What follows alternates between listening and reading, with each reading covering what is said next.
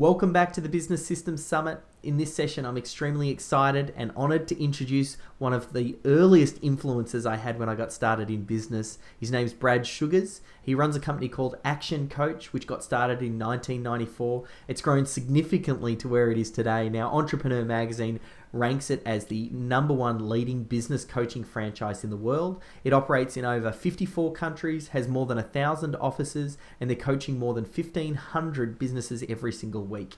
Now, I first came across Brad's work in the early 2000s when I attended one of his workshops called the Billionaire in Training. It was here in Australia, up on the Gold Coast, and it was all about buying, building, and selling businesses.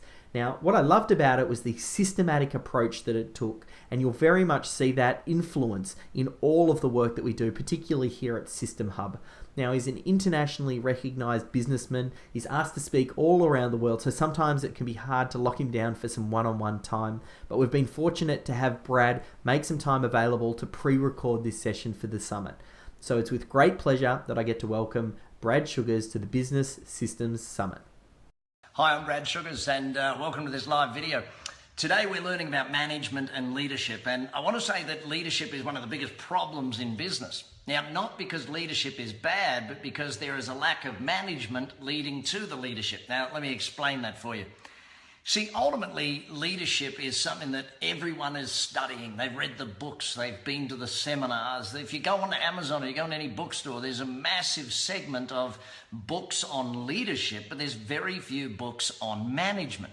Now, the challenge with that, well, in fact, if we think back, the last best-selling book on management was probably the 1 Minute Manager back in either, when was that, the late 80s late 70s, I think it was, or early 80s.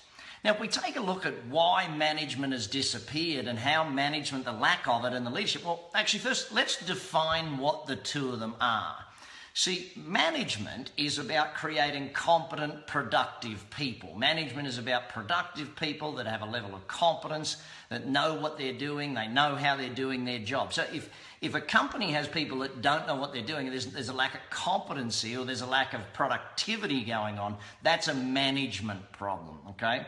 Now flip that over and say, all right, leadership. Leadership is about creating passionate, focused people. So if the people in the organization lack passion and lack that motivation to do their job and they're not focused on where they need to be going, then that's a leadership issue. So let's define the two separately. Now, the challenge that confronts most business people today is that, well, the business has been really well built from a leadership perspective, but because of the lack of management, we've got people that aren't good at their job and they're not that productive, but we're getting them passionate and excited, and we're not getting the results we want to get. So how do we get the results we want to get in business? Well, it's not actually that complex. We've got to have good management. We've got to have good leadership. Now, does every person need to be both? Not necessarily, but there are definite management traits that we want to be built into every leader. And there's definite leadership traits we want built into every manager. So I suggest that we learn both key skill sets so that we can actually do this. Now, if we think back, when management, well, in fact, let's look at most companies today. If someone gets promoted to be a manager in a company, what level of training do they get as management training? In this day and age, the amount of management training or the lack of management training for most people actually out there in business is extraordinarily high. Now, why is it that people don't get management training in companies? Well, I think that management got a bad rap somewhere maybe in the 90s or early 2000s, where people said, well, you don't need to manage your people, you need to lead them. And it was kind of like leadership said management was a bad thing. But hang on a second, we've got to have competent, productive people if we want to get the job done in any business. So we do need to learn management skills. We need to understand what those management skills are and how they work. And then we need to understand leadership as well. So today we're going to focus in on both leadership and management.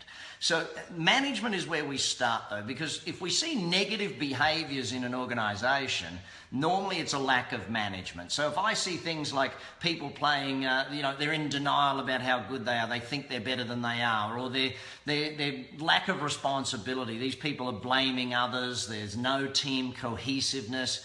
You know, a lot of these things are basically around lack of management, for want of a better term. I know sometimes we say it's bad management, but The reality is most people are quite lazy managers. They give someone a task and then they don't even agree a time frame or a schedule or a plan to get it done by. So let's take a look at how we become good managers as well as how we actually operate as good leaders. So the 5 main points of management I want to talk about today. Number 1, do they know their job? Do they actually know what their job is? If you were to sit down with your top 10 employees and say to them, listen, write a list of what you think your job is. Write down the top 5 things, the top 10 things you think your job is. And at the same time, you're writing your list of what you think their job is.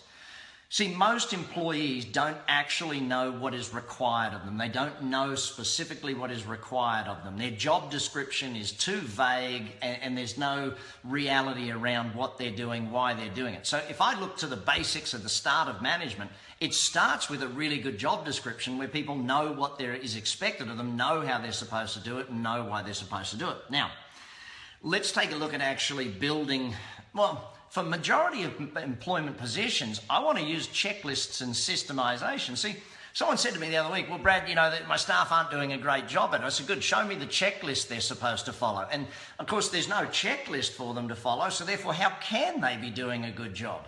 You know, give your people checklists, give them systems so that they can be competent at the job that they're doing and get actual results for you in the business. If you want good management, you need people to know what their job is, what they're expected to do, at what level they're expected to do it, like what is the performance standard of that job, the time frame it should be done in, and an agreed time. See, when you're a manager and you give someone a job and you don't agree a time frame of when they need to finish that job, that's just lazy management. And I know some people say, but Brad, that's like micromanaging. Yes, some employees need micromanaging until you've built their competence, until you've built their ability to do it. You won't have to do it forever, but this is part of the training or the coaching or the managing and mentoring of these people so that they actually become good at their job and productive at their job. So, firstly, make sure they know what their job is. Give them checklists, give them a great job description, agree what their job is, and do that. Secondly, and I believe this is something that every person in every business should do, whether you're the owner or the janitor. You should have a daily list at the end of every single day of what you've got to achieve the next day. If you want higher productivity out of your people, literally make sure before they leave the office, before they leave the warehouse, wherever they work, they've written a list of what needs to be done and what needs to be achieved tomorrow. If you're not doing that, your productivity is much lower. We've found about a 30% increase in productivity with employees once we start doing that. Now, as a manager, you can see that list. We get them to leave it on their desk or hang it on their locker or wherever it is on their clipboard. As a manager, you can take a look at that list. Now, the daily lists is one thing, and of course you want them to learn how to prioritize it, and you want them to learn how to make sure they put it in a time frame and they diarize it for the next day. But at least start with the list. Don't worry too much. I mean, think about it this way. The last time you went away for a period of time, whether it was a holiday, vacation, whatever it was, you made a list of what needed to be done before you went away. You got the list done, and hey, presto, thing. Lists work very well as part of management, and if you want to manage people better, definitely have them knowing their job, but you also know what you're doing with them. Now, that daily list then becomes a weekly list. Now, why do we want that to become a weekly list? Well, very simply put, we're going to have 2 meetings with all of our employees. See, I want you to get away from being a reactive manager and start learning how to be a proactive manager. See, reactive management started with that whole open door policy. Oh, my door is always open. You can always come and ask me a question. So what ends up happening is they end up coming at any time of the day and asking you stupid little questions, and you give them an answer. Now, answering them is one of the biggest things that most managers have to stop. If you're going to train someone to do something, you've got to stop answering them and you've got to start asking them questions. Questions are a major part of the tool of a good manager. So a good manager will ask their employee questions and get the answer from the employee, so it makes them think, it makes them understand what they need to do. And that's really a lot of what you need to be working on, is making sure those employees know their job, know what they should be doing, but making certain that they're putting it into a list, into a checklist, so they can follow it and do that stuff. Now, on a Friday, we also get our employees to do a list of what has to be done the next week. And here's where the 2 meetings come in. One meeting is a team meeting. It's with you, with your direct reports. And most people have about 8 direct reports. More than that, it's too hard. You spend most of your time managing. Less than that, you're not managing enough people to warrant being paid as a manager, I guess. So on the Monday morning, you have a whip meeting with people, the work in progress. If you've got 8 people on your team, all of them sit around the desk, you've got their list from Friday, you go through everyone's list of what needs to be done and achieved this week, and you communicate. See, part of management, part of competency, part of building productive people is they know where they fit in to the whole scheme of things. So if you're having a talk with people and Mary's got a job and Bob and Mary have to work together, then in that Monday morning meeting, you're communicating together with them. You're setting time frames. You're setting standards by which jobs will be done. You're making good notes on theirs so you as their manager can help manage them doing those productive tasks. That meeting, now when you first start doing that meeting's going to probably take you an hour, 2 hours. When you get good at it, it'll take you about 35, 40 minutes with your direct reports. Once they've learned how to do it, once you've learned how to do it. Now, the second meeting you can have with every employee each week is a one-on-one meeting, usually done on a Thursday. Again, when you first start out, it'll probably take an hour. Eventually, you'll get down to about 20 minutes. Now, there's 3 things you're going to talk about in that meeting. Number 1, their list. You're going to go over their projects, what they're working on, the tasks they're doing, everything that they're making happen. And then the second thing you're going to talk about in that meeting is you're actually going to sit down with them and go over their key performance indicators. Now, I'll get to... well, let's deal with that right now. The third major thing of management is measurement, okay? So I just want to touch on it and then I'll come back to it in a minute. You measure 2 things with employees. Number 1, their activities, and number 2, their performance. So you have key activity indicators. What is their activity that they must do every day, day in and day out to whatever standard? And then you have key performance indicators, which is the result of those activities. So that's what we should be looking at. And we call it 6 by 6 in our organisation, where we have 6 activities and 6 performances that we measure with each person. Now, that's the second thing you're going to talk about in that Thursday meeting. I'll come back to the measurement in a moment, so don't panic that I haven't given you enough detail on that one. The third thing you're going to talk about in that meeting is where they're at with what they're doing. Now, if let's say during the week they messed something up, you don't try and coach them in the moment they messed it up. You don't try and educate them the moment they messed it up. In the moment they messed it up, all you want to do is get it fixed and get it to the customer, or get it fixed and get it completed. So instead of when something goes wrong asking the stupid question of why did this go wrong, to which you can only get people giving you excuses or blaming someone else, we ask questions along the lines of, okay, what are the 3 things we need to do to get this out to the customer in the next 10 minutes? Notice there's 3 parts to that question. There's a time frame, next 10 minutes. There's a detail orientation, what are the 3 things? And it's forward moving. It's not what went wrong, it's, hey, we need to know what we got to do to get this to the customer. So it's that type of management questioning. See, these are some of the basic management training that people just don't get anymore. And this is one of the killers of management, or lack of management, is that people just aren't trained in this stuff. And if they're not trained in it, then it's very difficult for them to get results. Now, in that meeting where it's one-on-one, if they did have a problem during the week, you sit down with them in the meeting and ask them about it. Not at the exact moment it went wrong. You ask them about it in the meeting and say, okay, is this a training issue? Do we need more training? Is there a system that's missing? Or is it just you being stupid and not really thinking about what was going on? Because in most cases, they'll be happy to admit that they just made a mistake in that environment. But if you brought it up when they first did it, not going to bring that. They're just not going to be happy about that. So make sure they know their job. Make sure you've got daily lists, weekly lists, so you can have your meeting every Monday with the team and every Thursday with them individually, so that you are managing them. Now, here's the challenge with that Thursday meeting. Stop answering all their questions during the week. Stop it.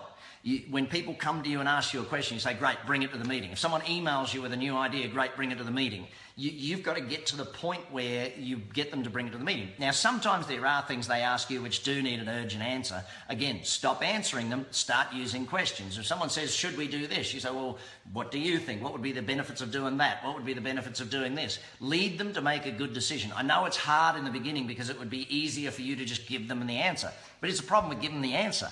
You build someone who's entirely reliant on you as a manager, and every time they need something, they keep coming to you. So you're not building them as a person.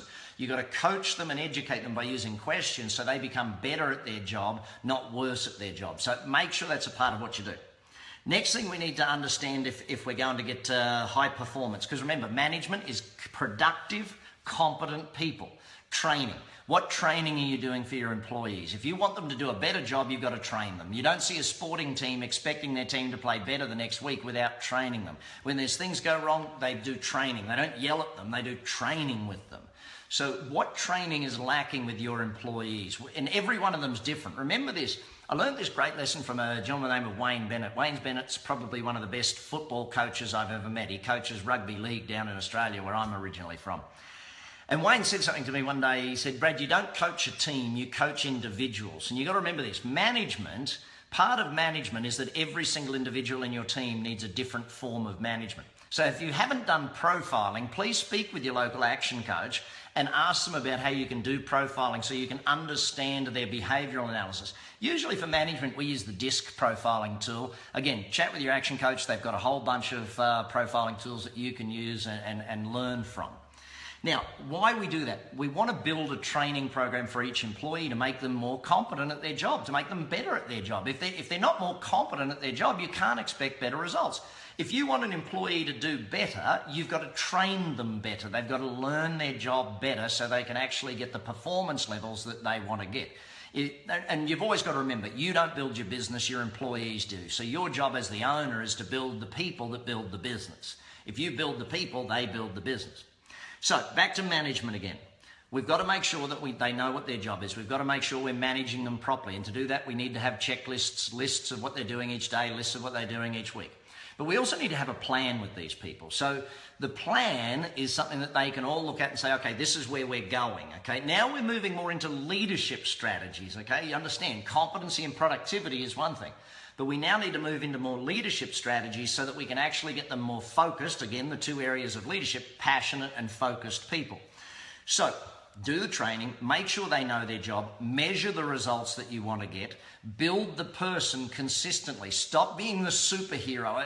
This one kills me. Business owners that want to play superhero in their business, every time an employee makes a mistake, you go in and fix it for them. They don't learn anything new. They keep making mistakes. You keep having to be there, and you're tied to the business. I reiterate it. Well, put it this way. If your kid, let's imagine your child is, 4 or 5 years old and they're learning to tie their shoelaces. The first few times they're learning to tie them is extraordinarily painful. I know, I have 4 kids. And you're watching them and you're sitting there thinking, I could do this in about 10 seconds flat, and it's taken us 7 minutes already and we're running late. See, stop tying your employees' shoelaces for them. The reason your kids can tie their shoelaces, one day you let them do it themselves and therefore they learn the process. So if you're playing superhero in your business, stop it.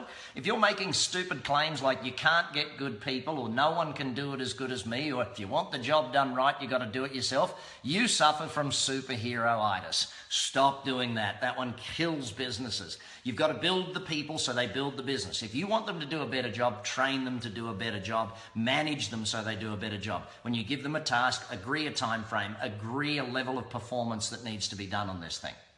So let's move over to the leadership side of it now, because I think the leadership side of what we're looking at is really important. Again, without management, we don't remove the negative behaviours. If you don't have management, negative behaviours creep in, lack of productivity, lack of competency creeps in, and therefore leadership doesn't work. No matter how good a leader you are, if you've got incompetent and non-productive people, you can't lead them to passion and focus. So, number one job of a leader, communication. Communicate, communicate, communicate. You've got to communicate to your team what's happening, when it's happening, how it's happening. You've got to always be in communication mode as the leader. Videos like what I'm doing here on live are phenomenal, what you can use with your employees. Make sure you're using them. Do a newsletter to your team, but communicate consistently and persistently with your team. That is the job of a leader. If you communicate more, they're focused on where they need to be. See, I mean, it's hard to keep looking down if someone's always pointing up. It's hard to keep them focused, though, if you don't communicate more regularly with your people about what it is and how it works. So, second thing, vision. Vision is very much a big part of it. And if you're going to communicate about something, the vision or mission of the company, where you're going, the direction of the company. Now, let's just touch on vision for a second. If your vision of the company is purely how much money you're going to make, that is not a vision, my friends. That is, none of your employees get excited about you making an extra $1 million this year. The vision has to be something where everybody wins. It's got to be a common goal. It's got to be a core where everyone is part of it that wins. And that's like, to give you an example, at ActionCOACH, our vision is world abundance through business re-education. So who wins by that? Our employees win, our franchise partners win, our joint venture partners around the world win, our customers win, the community wins because we create more jobs, we add more value, the government wins, we create more tax revenues by helping it and create more employment.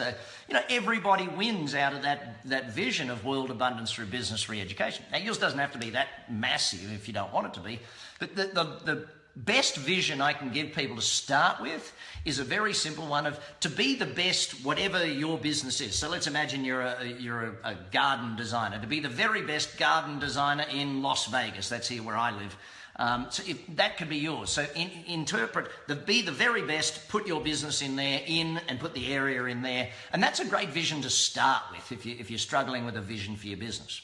So communicate the vision. Next, communicate the culture. Now, if you haven't documented a culture, jump on my website, ActionCOACH.com, and take a look at our 14 points of culture. Zappos, another great example of a company with a really good core culture, or they call it their values, the 5 values. So learn from these companies and put together a written, documented culture. And if you're struggling with that, please chat with your action coach, make sure they help you through that, because it's a very big part of what we do, making sure that the direction, if you don't have a vision and a mission and a culture statement, it's very difficult to hire great people. It's very difficult to keep great people. It's hard to decide on who is a great person, because if you're only deciding on employing people based on skill set, then you're really going to struggle with where you're moving to in the future.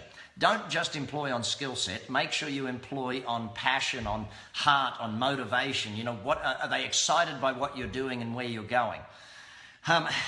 Next major part let's just jump straight to number 4. Recruiting is a major job of leaders. A leader's one of the biggest things they have to do is build people and hire great people. If you're a great recruiter of good people, then that's a great leadership trait. Hiring the best of the best people, finding great people, recruiting them, keep doing that as part of a leader's job in any organization. Setting the goals. Again, with the vision and mission, you've got to break it down to goals. Communicate the goals. What are the goals? Where are they? The management is measuring it, but the leader has to set the direction and give people the focus of where we're going and what we're aiming to do with that. Recognition. Probably the final major point for a leader is that of recognition. Now, I see all these books where they say you've got to recognize in public. You don't need to give out employee of the week stuff. All you need to do is send a text message to one of your team, say, hey, great job today. Really impressed by what you did in the job for the Smith job, whatever it is. But a text, an email, a phone call, a handwritten note even, just a simple one. Twice a day, every day, communicate recognition to someone in your organization. It could be a customer, it could be a supplier, but definitely your team members need that recognition. Too many companies, when I go into them, say something along the lines of, well, if I ask the employees, do you hear from your boss more when you do something right or when you do something wrong? Majority of the time, they hear from their boss when they're doing something wrong. Make sure your employees, your teammates, hear from you when they're doing something right more often than when they're doing something wrong. Great book on that, Whale Done, a simple book on management and leadership based on how they train killer whales. Very, very important stuff. So, management, get it right. Make sure you've got competent, productive employees. Leadership, passionate, focused employees. Give them something to be passionate about, a vision, a goal, a destination, where you're going. Give them focus by giving them that goal and knowing where they're going. Communicate so that they understand what's going on. And inspire them to be more, to do more, and to have more ability in the organization. Remember, great people build your company for you. The quality and caliber of your people comes down to the quality and caliber of your management and your leadership. If you can't get good people, you're correct. You've got to build good people. And to build good people, you've got to be a great manager. You've got to be a great leader. So hopefully you've enjoyed today's topic. If you have, please share it with your friends. Make sure everybody gets to know this stuff so that we can build better businesses out there. If you're not yet working with an action coach, jump on ActionCOACH.com, chat with some of our team. There's a simple way on there. We'll pair you with the best coach for you. But also get on there and learn. There's a whole bunch of videos, a whole bunch of learning. But thanks for being with us today. Hope you enjoyed it and look forward to better management and better leadership. Bye for now.